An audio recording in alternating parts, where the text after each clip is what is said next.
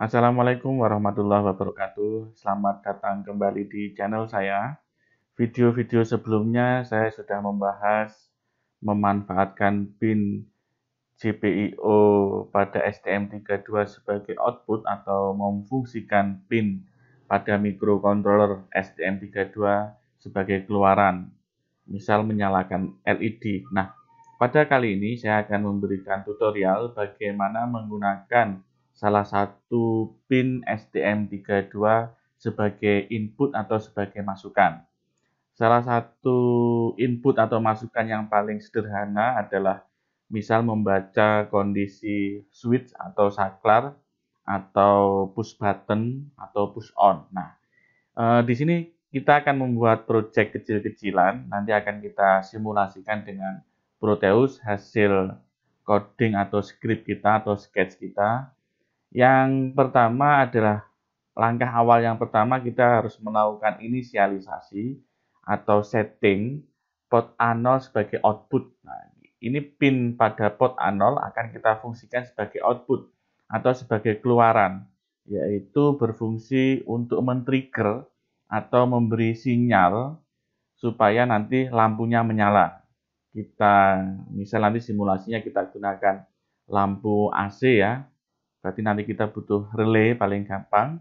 Terus kemudian setelah kita melakukan inisialisasi port A0 sebagai output yang berfungsi untuk men-trigger atau untuk memberi sinyal dari mikro misal ke lampu atau melalui interface optocoupler, nanti optocoupler menggerakkan transistor, nanti transistor akan menyalakan relay, katakanlah seperti itu. Relay kemudian nanti akan mengaktifkan lampu.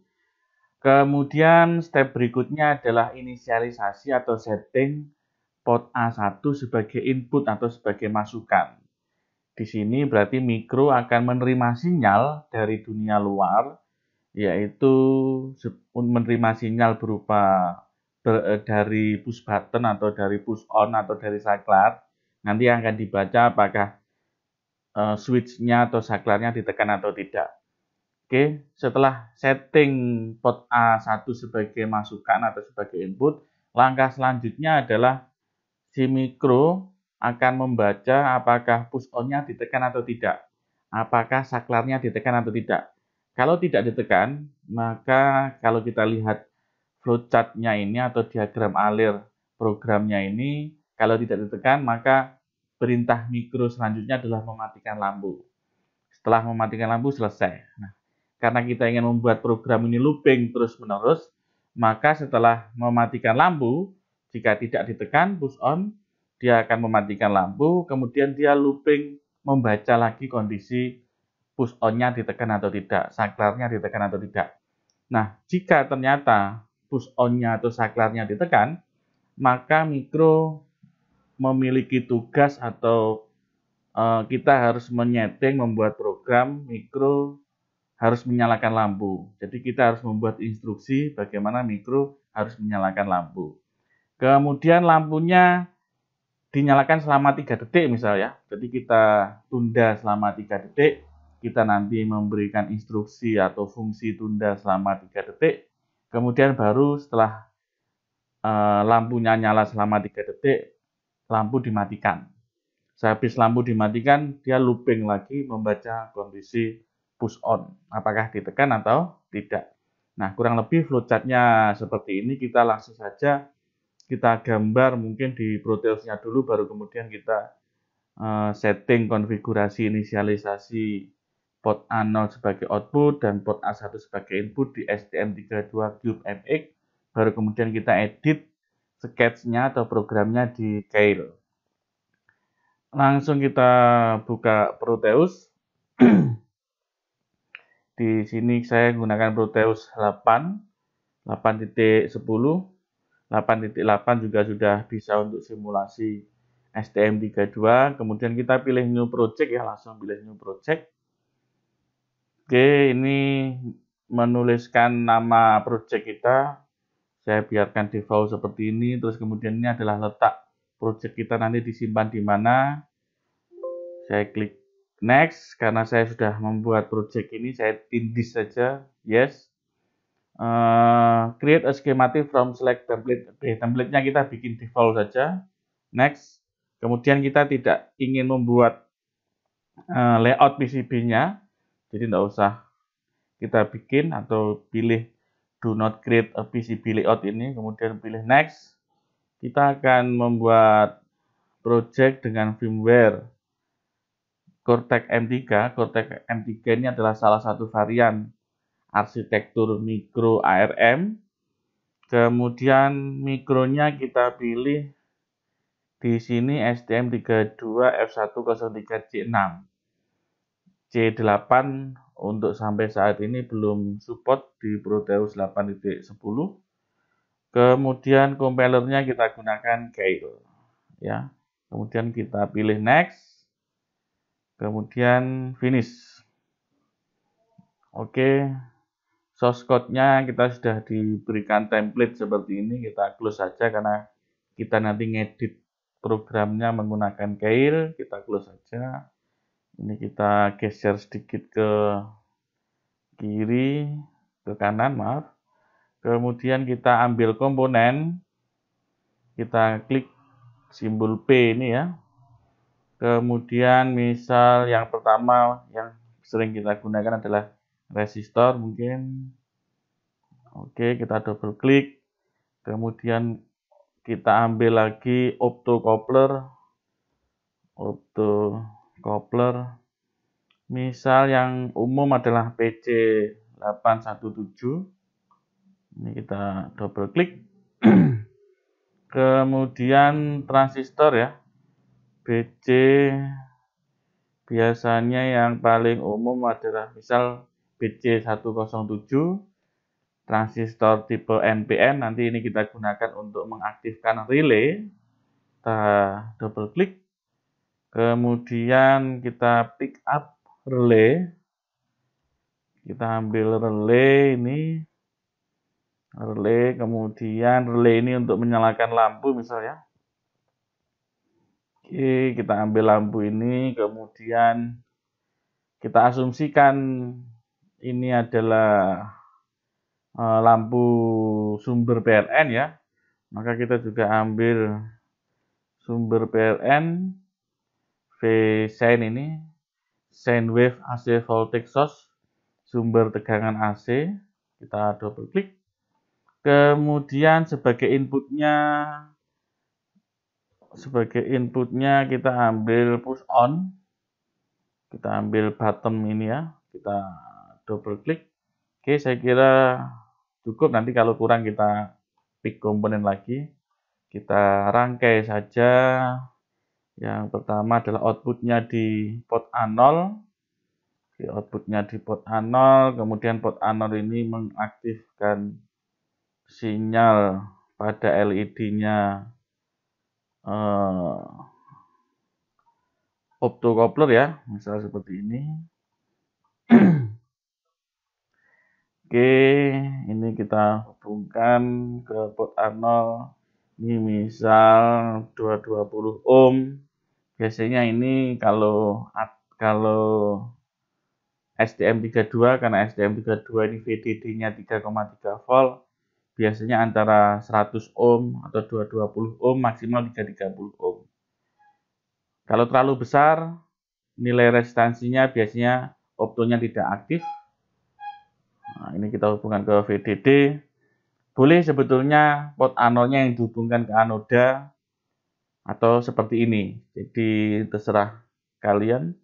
Kalau seperti ini berarti supaya opto atau fototransistor yang ada di dalam opto ini aktif, maka port A0 harus mengeluarkan sinyal low atau 0. Maka optonya aktif. Tapi kalau port A0 ini dihubungkan ke anoda, kaki satunya opto, kebalikannya. Supaya fototransistor yang ada di sini aktif atau opto ini aktif, maka mikro atau port A0 harus mengeluarkan logika hack atau 1. Karena si wiring diagramnya saya buat seperti ini, maka supaya LED yang ada di dalam opto ini aktif, memberi trigger ke fototransistor, maka harus ada tegangan potensial di kaki satu yang lebih tinggi. Ini VDD 3,3 volt. Jika ini port A00 atau logic low, maka potensialnya lebih rendah sehingga ada arus yang mengalir masuk ke pin 1 menuju LED di dalam optocoupler, terus kemudian mengalir ke pin kedua, kembali ke sini ini 0. Nah, jadi LED-nya aktif memberi trigger ke fototransistor sehingga transistor ini atau fototransistor ini aktif. Oke, fototransistor ini kita buat untuk menyalakan transistor. Kita buat untuk menyalakan transistor. Oke, seperti ini. Kemudian transistor ini untuk nyalakan relay. Untuk nyalakan relay. Terus kemudian oh ya lupa ada dioda sebagai pengaman. Oke, dioda. Kita ambil dioda. Jika ada beban induktif seperti ini karena relay ini adalah berupa koil, artinya dia induktif, maka harus diberi pengaman seperti ini. Ini yang kita sebut sebagai freewheeling diode. Dioda freewheeling. Oke, terus kemudian lampu. Oke, lampu. Kemudian sumber AC-nya ini misal adalah sumber AC PLN ya. Kita hubungkan ke normally open. Oke, karena ini lampunya 12 ya, kita asumsikan di sini kita double klik saja ya. Ini double klik, amplitudonya kita buat 12 volt, frekuensinya misal 50 Hz. Oke, sekarang kita akan membuat sumber. Di sini kita beri sumber, ini misal adalah biasanya relay, tergantung relaynya, relay 12 volt atau relay 24 volt atau relay dengan koil 5 volt, macam-macam relaynya. Misalnya ini adalah yang sering umum adalah relay 12 volt. Maka sumbernya di sini harus 12 volt, terus kemudian kita memberi ground. Oke, di sini kita beri ground. Kita sambungkan. Yang ini juga bisa kita hubungkan ke sini. Oke. Ini kita buat 1K saja. Oke, sekarang inputnya yaitu bottom. Ini kita hubungkan ke port A1. Oke, ini boleh dihubungkan ke ground, boleh dihubungkan ke VDD. Jadi ini boleh dihubungkan ke ground seperti ini atau dihubungkan ke VDD. Tapi yang paling sering biasanya dihubungkan ke ground seperti ini. Jika ditekan, maka port A1 memiliki logika 0. Jika tidak ditekan, harus memiliki logika 1 kebalikannya. Jadi kalau ini kita hubungkan ke VDD seperti ini ya bisa sebetulnya. Berarti kalau ditekan seperti ini, maka port A1 logikanya high atau 1 ya, karena terhubung ke VDD kalau ditekan. Kalau tidak ya mestinya logikanya 0. Jadi kalau konfigurasi bottomnya kita menggunakan seperti ini, maka nanti setting mode inputnya adalah mode input pull down. Oke, tapi yang umum biasanya adalah dihubungkan ke ground seperti ini. Nah, jika tidak ditekan, maka port A1 mestinya adalah logikanya high. Kalau ditekan, logikanya port A1 adalah low. Jika tidak ditekan supaya high, maka kita harus menggunakan konfigurasi atau settingan input mode pull up. Ini untuk pull up, pull down itu sudah pernah saya jelaskan pada video-video sebelumnya, linknya ada di atas. Oke, kita sudah membuat skematiknya. Jadi sekarang kita buka STM Cube. STM32 Cube MX.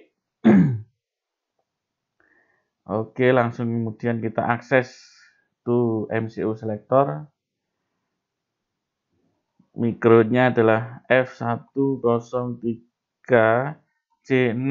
Kita gunakan C6. C6 pilih yang atas boleh, hanya beda packagingnya aja ya. Hanya beda bentuk fisiknya saja. Secara fitur, peripheral, kapasitas memori sama saja. Kita double klik. Oke, kita zoom in biar kelihatan port A0, kita klik kiri, kemudian kita pilih output untuk men-trigger opto tadi ya. Kemudian port A1 kita pilih GPIO input untuk membaca push on. Oke, kita setting konfigurasinya di system core, kemudian GPIO ini ya. Ini kita klik, kita tahan, kita geser bisa ya. Oke, yang output sudah benar, output push pull ya. Ini untuk output push pull juga apa itu push pull sudah pernah saya bahas di videonya, video-video saya sebelumnya. Kemudian input mode ini jangan pilih kalau konfigurasi bottomnya seperti yang tadi yang ada di gambar Proteus, maka kita tidak dianjurkan untuk no pull up, no pull down. Kita harus memilih modenya pull up kalau konfigurasinya seperti tadi. Switch-nya atau push on-nya dihubungkan ke ground, maka kita pilih yang pull up. Kalau push bottom-nya dihubungkan ke VDD atau ke VCC atau ke plus, maka kita pilih yang pull down. Lebih lengkapnya ada di video, linknya ada di atas. Oke, sudah clock konfigurasinya. Karena kita menggunakan simulasi Proteus, supaya komputasi di Proteusnya tidak berat, dan nanti imbasnya di komputer atau laptop kita juga tidak berat, maka untuk clock frekuensi biarkan 8 MHz saja. Kalau nanti kita paksa simulasi di 72 MHz bisa, tetapi kecenderungannya laptop atau komputer kita akan jadi sangat-sangat lambat, sehingga kita pilih 8 saja. Kalau adik-adik ingin mencoba secara real di perangkat kerasnya secara langsung, kalau sudah ada yang punya STM32F103C8 misal, atau Blue Pill yang warna biru itu ya boleh digunakan 72 MHz untuk outputnya. Oke, cara untuk setting ini menjadi 72 MHz nanti akan saya buatkan video yang lain ya. Oke, clock konfigurasinya biarkan default seperti ini, tidak usah dirubah. Kemudian kita pilih project manager. Project manajernya diberi nama apa ya? Misal saya beri nama input gitu saja. Saya beri nama input. Saya letakkan di latihan di folder desktop latihan. Kemudian toolchain IDE-nya kita pilih MDK ARM. Kita gunakan Keil. Nanti akan saya gunakan Keil. Bisa juga adik-adik menggunakan STM32 Cube IDE. Ini yang versi gratis ya.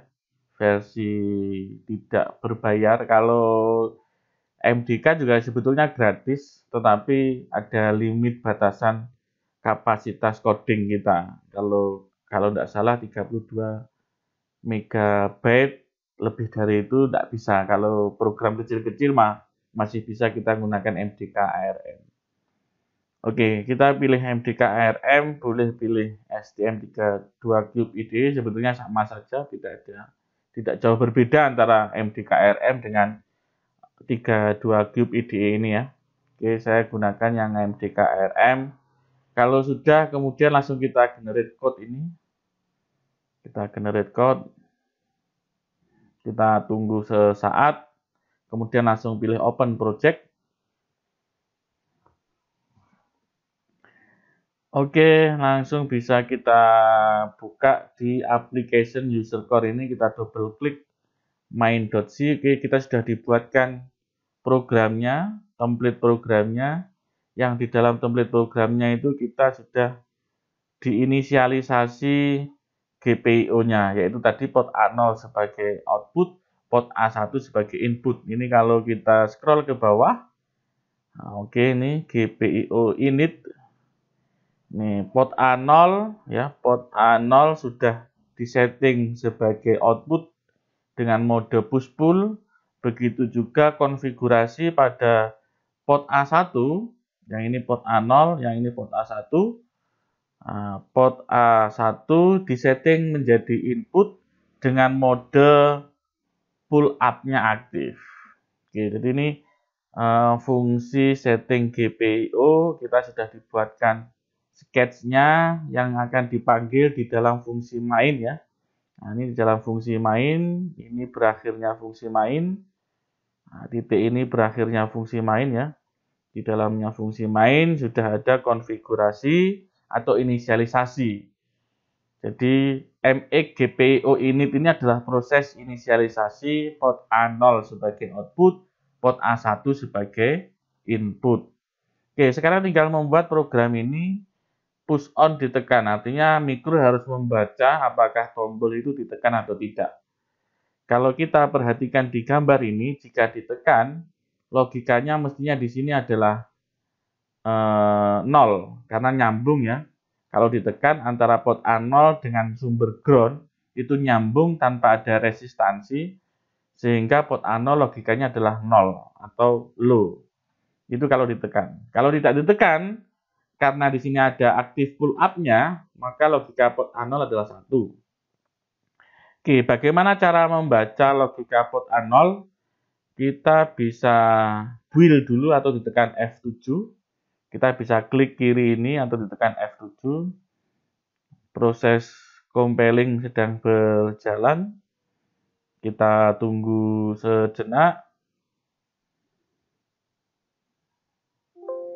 Oke, sudah selesai, tidak ada error, tidak ada yang bermasalah. Kita expand ini ya. Ada tanda plus ini, kita expand. Kita cari STM32F1XX HAL GPIO ini ya. Kita double klik. Oke, kita scroll ke bawah. Nah, ini yang perlu diingat. Jadi kalau di dalam Arduino untuk istilah logic low itu kalau di library HAL atau di STM32Cube MX itu adalah reset, GPIO pin reset. Sedangkan istilah hack pada Arduino IDE itu kalau di sini adalah GPIO pin set. Jadi ini sedikit berbeda, agak ribet memang ya. Jadi memang reset itu istilahnya low atau 0, sedangkan set ini adalah istilahnya hack atau 1. Oke, kemudian instruksi untuk membaca input kita bisa lihat di IO operation function ini. Nah, di sini ada HAL GPIO read pin ini. Nah, ini kita copy. Nanti HAL GPIO read pin ini akan mengeluarkan dua logika. Kalau tidak reset ya set. Jadi variabel outputnya berupa GPIO pin state. Nanti setelah membaca, si mikro ini atau si library ini atau fungsi ini akan memberikan informasi kalau tidak reset ya set atau variabelnya berupa GPIO pin state. GPIO pin state apa GPIO pin state? GPIO pin state ini tadi. Nah, GPIO pin state ini. GPIO pin state ini adalah tipe def enumerasi, yaitu hanya ada GPIO pin reset ya GPIO pin set. Jadi outputnya tadi ya kalau tidak GPIO pin reset ya GPIO pin set. Jadi setelah dibaca outputnya akan menjadi GPIO pin reset atau GPIO pin set. Ini kita copy saja. Oke, kita copy. Kemudian kita letakkan di sini. Kita akan membuat programnya di sini ya. Di sini boleh, di bawahnya user code begin 3 ini juga boleh. Di sini boleh. atau di sini juga boleh. Oke, terserah. Misal if ini ya, misal kita tadi menggunakan GPIO port A, ini port A, terus kemudian pin ke 1 untuk tombolnya. Untuk tombolnya pin 1 ini ya, GPIO port A, GPIO pin 1.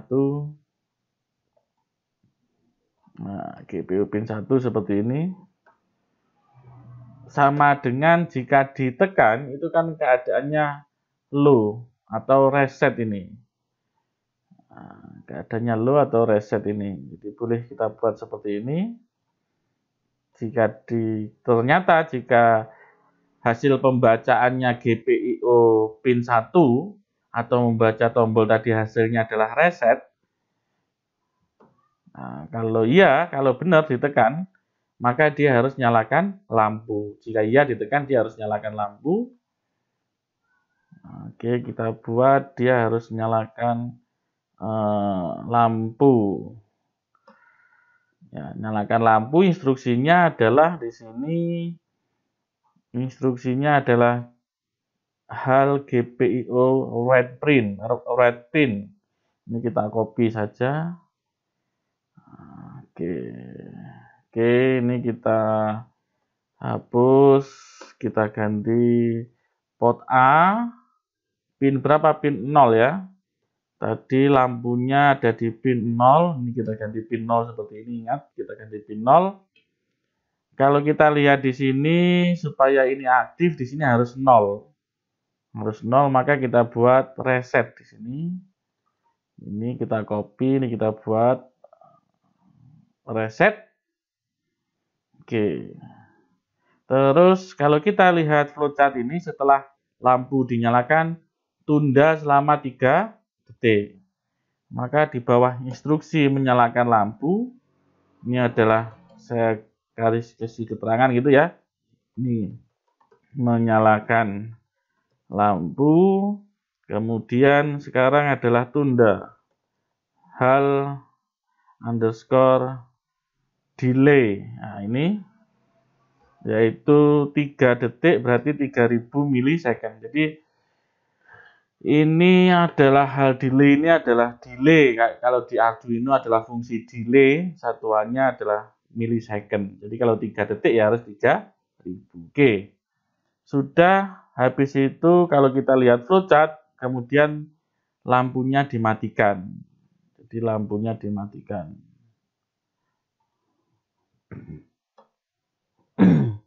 Kita bisa buat seperti ini, kita copy saja ini ya. Kita copy ini kalau untuk menyalakan lampu.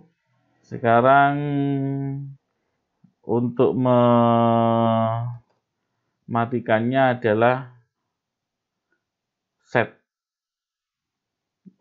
Ini adalah mematikan lampu. Jadi GPIO A pin ke 0 akan dijadikan logikanya high atau 1 atau set.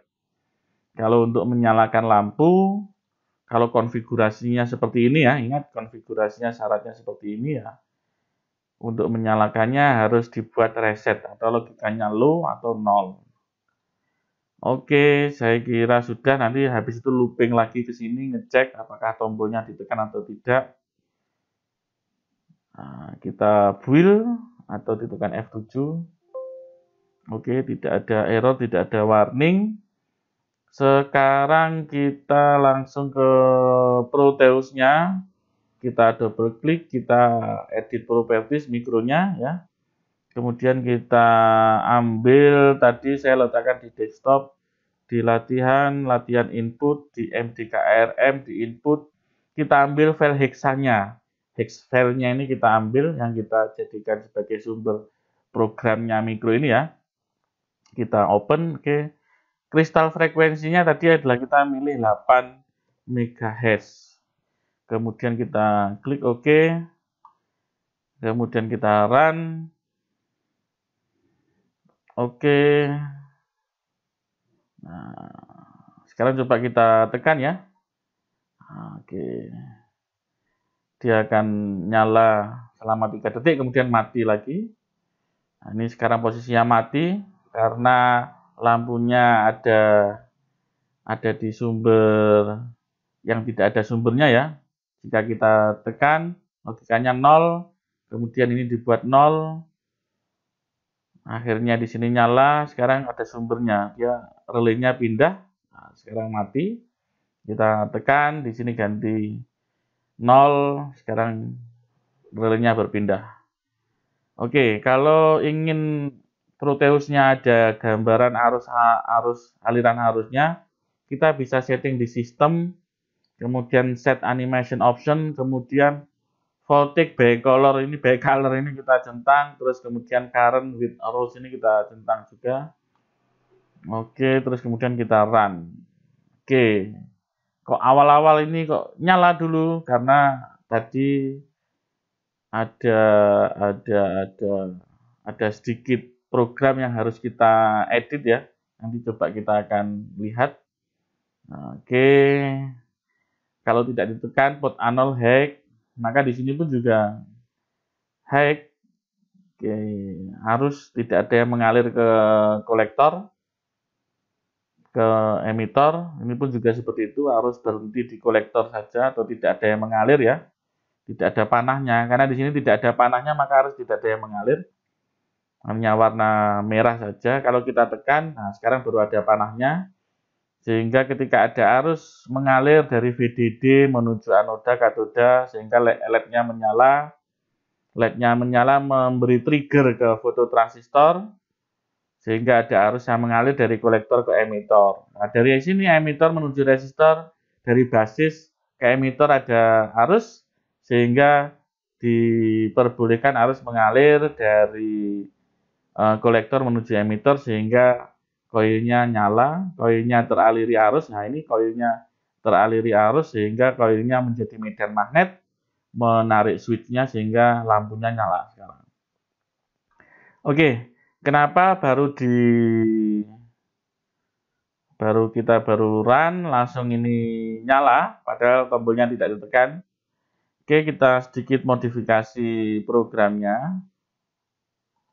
Oke, begitu ini diinisialisasi, kalau kita lihat inisialisasi ini, secara otomatis port A 0 itu akan dijadikan reset, atau artinya nyala ya, lampunya akan jadi nyala. Supaya tidak nyala ini kita panggil setelah di sini ya, ini kita buat set seperti ini.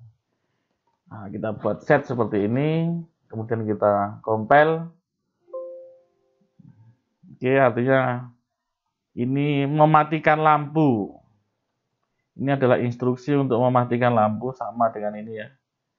Ini adalah instruksi untuk mematikan lampu. Kita compile, kemudian kita run. Oke, sekarang begitu di run, lampunya belum nyala, nunggu tombol ditekan, kemudian lampunya baru nyala selama kurang lebih 3 detik. Demikian video atau tutorial kali ini, yaitu memanfaatkan salah satu pin GPIO atau General Purpose Input Output pada microcontroller STM32F103 sebagai masukan, lebih tepatnya pada port A1 untuk membaca saklar atau push on.